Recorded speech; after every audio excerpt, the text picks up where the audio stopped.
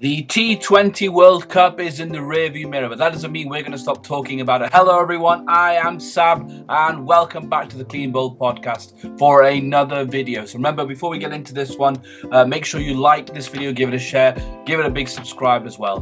We're going to take it back to school and deal out a report card where we grade each team's performance across this year's ICC Men's T20 World Cup.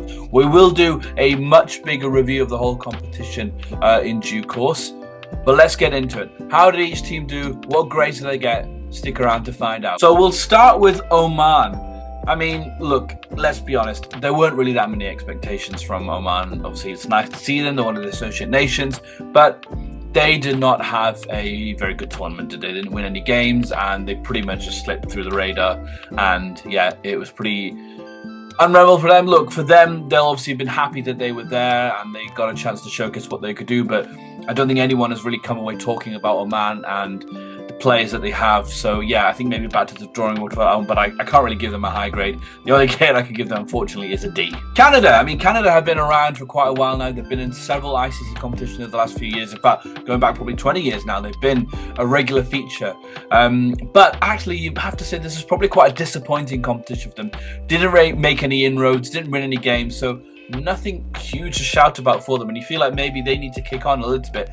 Their one highlight being Yuvraj Samra scoring a century, a brilliant century in the group stages. So for that alone, I'll give them a C, but I can't give them anything higher than that. Ireland, I mean, look, they have been around for a little while as well. We've spoken about them in the preview videos, that they're probably better than a lot of the associate nations in terms of experience and quality, but not quite good enough to be a fully fledged test playing nation yet. I don't know if they do play test, but there's obviously that kind of grey area where they sit in. And look, they've made dents in World Cups before. They've beaten the likes of Pakistan, they've been in England, they made serious dents in World Cups before. So this was a real chance for them to, make another name for themselves and, maybe call off the Super 8s or get another big giant killing on their hands. But unfortunately, they didn't really have anything. They didn't make any kind of impact on this campaign. They never really found a rhythm, and they exited the competition at the earliest possible stage. So for me, with a team like Ireland, the quality they have, they do play a lot of T20 cricket. Their players play a lot of T20 cricket. They play a lot of county cricket. So to make no impact whatsoever, it's pretty disappointing. So unfortunately, I'm going to have to give Ireland a D. Scotland, well, they obviously came in, you might say, through the back door, because the whole issue with Bangladesh refusing to take part in the competition, or rather refusing to play the games in India, and Bangladesh not being able to compete. Scotland took their place. So again, a great chance for Scotland to, basically get a second chance to showcase what they do. Again, just like Ireland, they sit in that little grey area of a team who probably better than the associate nations, but not quite good as the kind of bigger nations, if you like. But again, a little bit of a disappointing campaign. They didn't win any games. They looked all right against England for periods, but yeah, they didn't really pull up any trees. They didn't win any games. So yeah, they didn't pull up any trees. So yeah, I don't know. Probably have to give Scotland a C. There were glimpses of quality, but they never really looked like they're going to qualify. So I'm going to have to give them a C. Italy, the new boys of the competition. First time competing in an ICC competition. It was brilliant to see them there. A lot of chat around them, and they were really, really good to have in this competition this time. It was just quite interesting. It was quite almost surreal to see Italy in a ICC cricket competition. Was pretty thrilled. So it was really nice to have them. I think that alone bumps them up a grade as well. And they did manage to win a game as well. So that was really a very comfortable win they had as well against Nepal. So yeah, you know what, I'm going to give them a B. I just think, this is their first time doing it. They were never going to make these Super 8 stages, but they ran England close. They performed well in other games. And obviously they picked up that win against Nepal, a really famous win for them. What a historic day, what an emotional day that was for them and their fans. And hopefully that can kick Italy on for future competitions. This is not the last we see them. We see them competing more and more.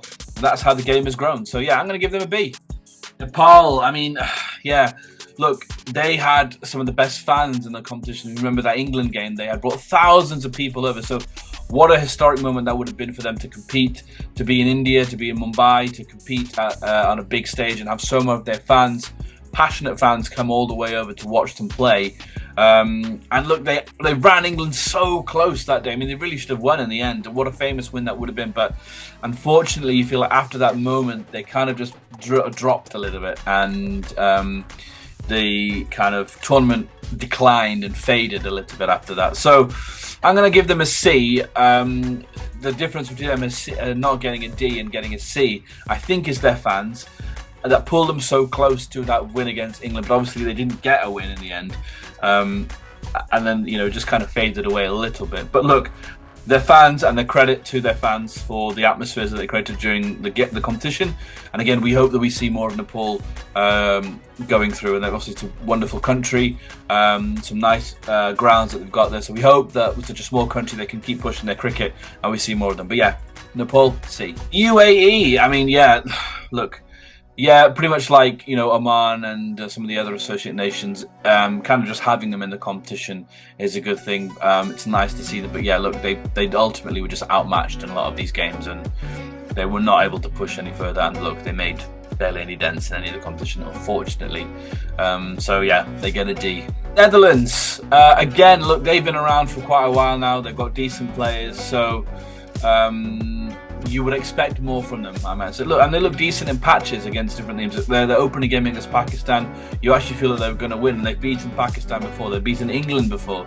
And they came so close to another famous victory. In fact, they were in the driving seat for a lot of their game against Pakistan. Pakistan pulled it out just at the end in the very first game. And that actually set the tone for the rest of the competition. Look, they showed flashes of quality. They were competitive in patches, but again, they didn't actually compete as much as they would have liked to. So I'm going to give them a C. Yeah, probably quite disappointing from the Netherlands' perspective. Afghanistan, well, they came in and they are one of the most dangerous teams, especially in white ball cricket.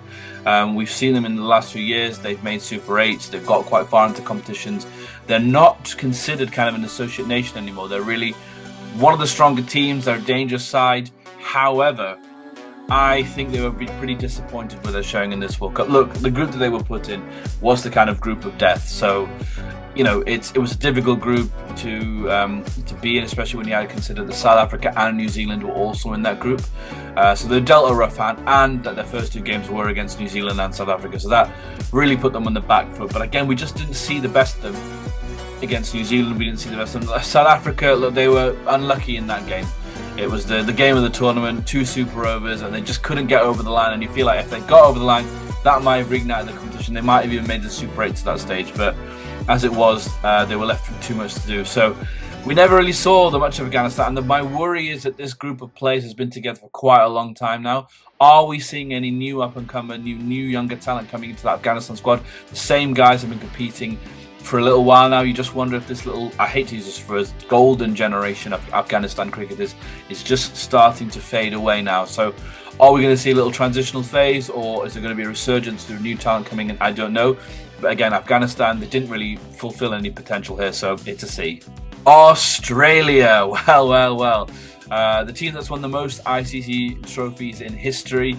Always there or thereabouts, or as we say, but they were woeful in this one, and there's all sorts of things going around that they don't really care about in this format of the game, that their fans don't care, the players don't care. I mean, the players played like they don't care, although they're quite quick to squash those rumours. Yeah, I mean, Australia were pretty much pitiful throughout it.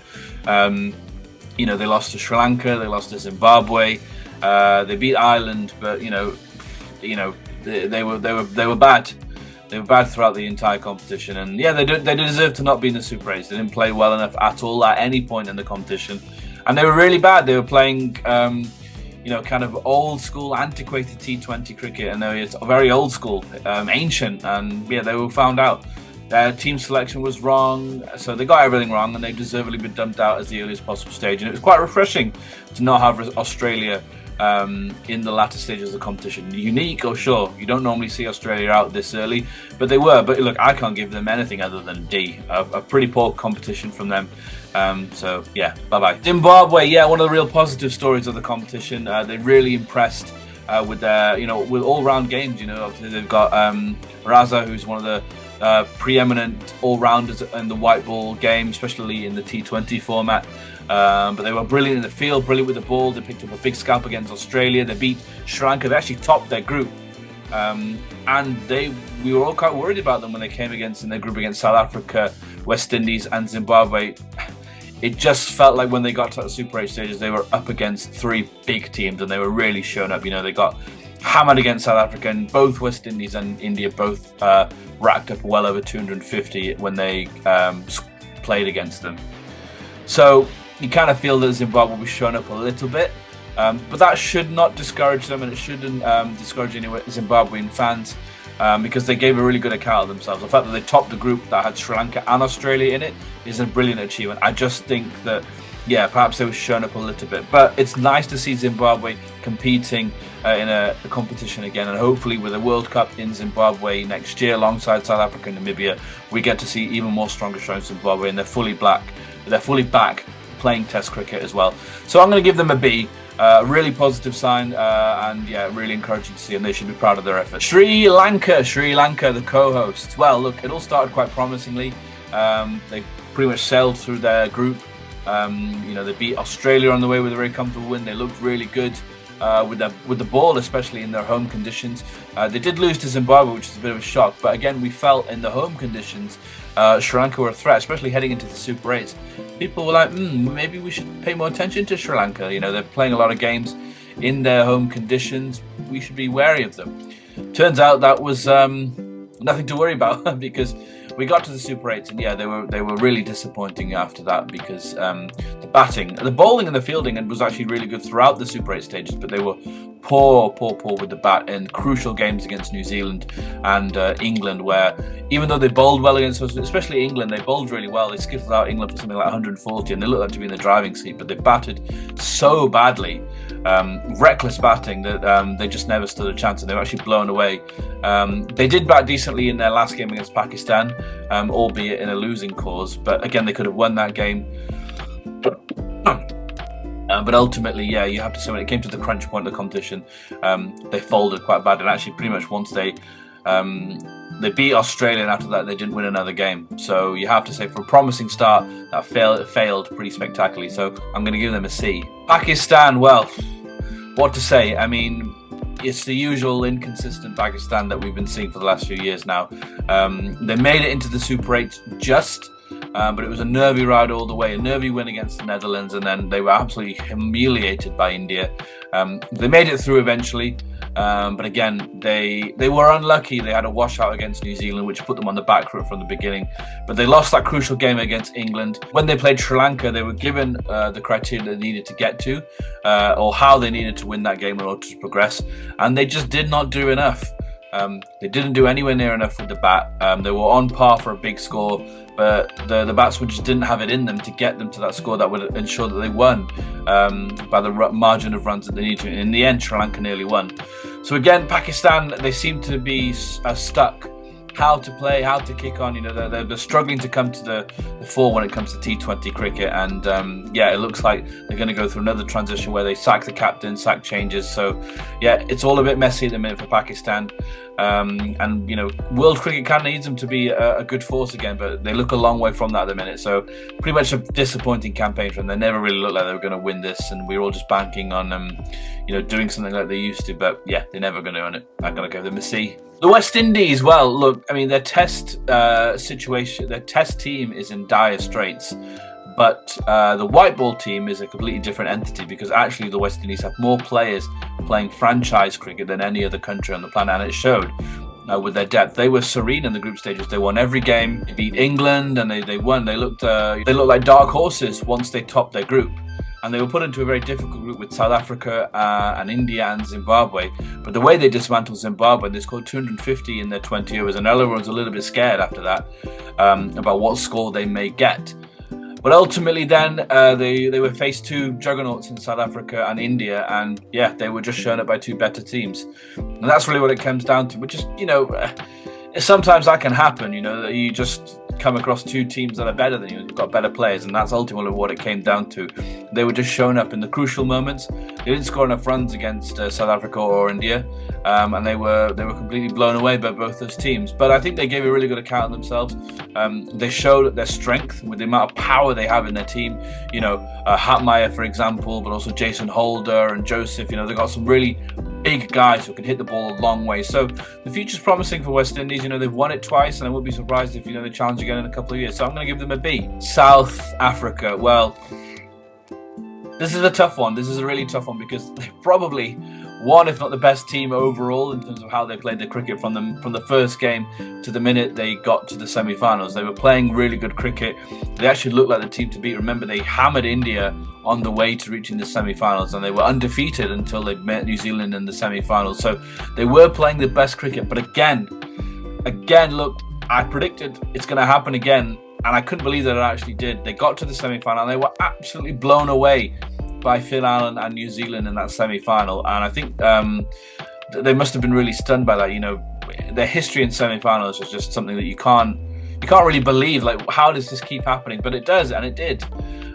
So yeah, South Africa, I don't know. You know, I'm not gonna go down too hard on them because of this happened again in the semi-final, but it has happened again.